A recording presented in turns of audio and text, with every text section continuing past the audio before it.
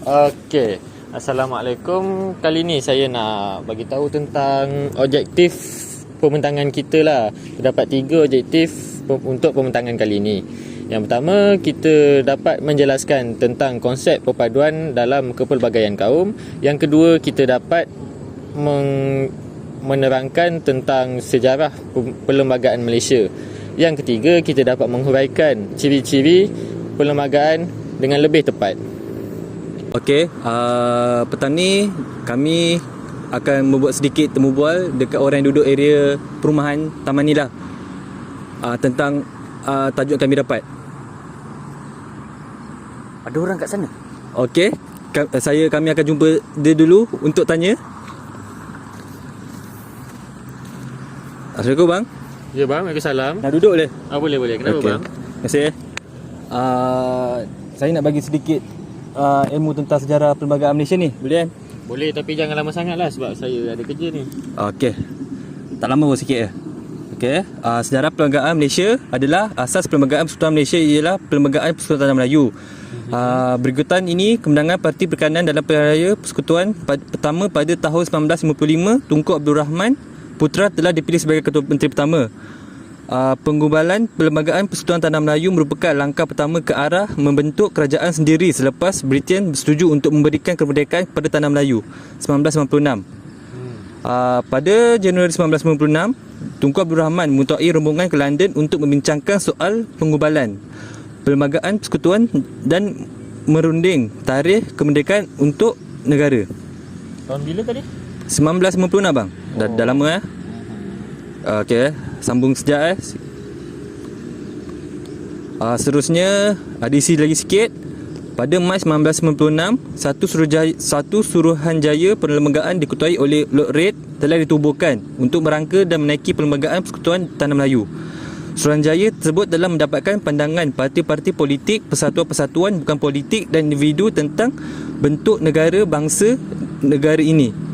Dalam proses rundingan cara itu, satu memorandum daripada Parti Perikatan telah mendapat keutamaan. Memorandum berkenaan yang disebut sebagai Perkataan Murni, iaitu persetujuan secara bertolak ansur demi kepentingan bersama serta persetujuan menghormati hak-hak orang lain menyentuh 5 perkara utama, iaitu kedudukan Raja-Raja Melayu, kedudukan agama Islam, kedudukan bangsa Melayu, kedudukan istimewa orang Melayu dan kerajaan sama rata. Perlembagaan yang digubal Suruhanjaya Reid ini diiktiraf jawatankuasa kerja sebagai Perlembagaan Persekutuan Tanah Melayu mulai tarikh kemerdekaan negara, iaitu pada 31 Ogos 1957. Okey, ini adalah isilah Sabang. Apabila Sabah dan Sarawak menjadi Persekutuan Tanah Melayu pada tahun 1963, beberapa pertukaran Perlembagaan Persekutuan telah dipindah dan nama negara tukar kepada Malaysia. Terjadilah Malaysia daripada nama tanah first Tanah Melayu. Nama Tanah Melayu jadi Malaysia. Itulah perlembagaan. Okey lah, itu je yang kita orang nak temu bual. Tak banyak kan? Okey. Okey. Terima kasih bang. Okey, sama. Dah. Hello bos. Hello. Boleh tak saya nak ambil masa sekejap? Boleh tak ada Situ. masalah. Apa yang macam tu? Okey. Apa yang bos tahu tentang ciri-ciri perlembagaan? Perlembagaan yang saya tahu dia sistem yang mengekalkan kestabilan dalam sebuah negara. Yang selebihnya saya tak tahu. Okey. Terdapat 5 ciri-ciri perlembagaan. Yang pertama, agama Islam sebagai agama rasmi, tetapi amalan agama-agama lain dibenarkan. Yang kedua, bahasa Melayu adalah bahasa kebangsaan. Yang ketiga, pemerintahan berdasarkan prinsip demokrasi. Yang keempat, kedudukan rakyat adalah secara sama mengikut prinsip undang-undang. Yang terakhir, Yang di-Pertuan Agong memelihara kedudukan istimewa orang Melayu dan Bumiputera. Okey, tu je bang. Thank you. Terima kasih banyak masa. Sama-sama. Saya berbesar hati dapat menolong. Okey, baik. Terima kasih. Okay.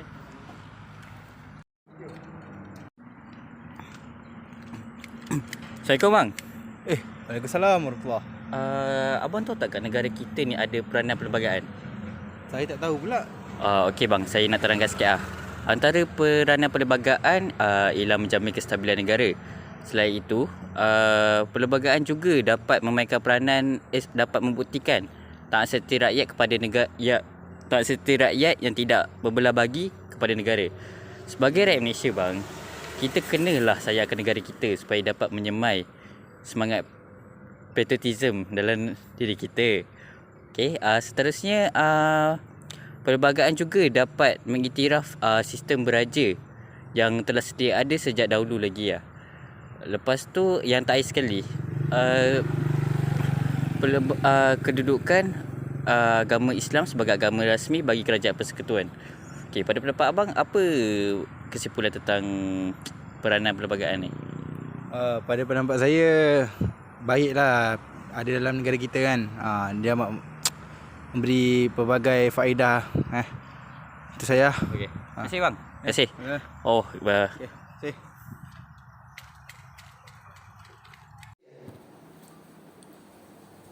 Abang tahu tak kepentingan perlembagaan di Malaysia? Ya, saya tak tahu. Oh, kalau gitu saya bagi tahu. Yang pertama, mengatur pentadbiran dan pemerintahan di Malaysia.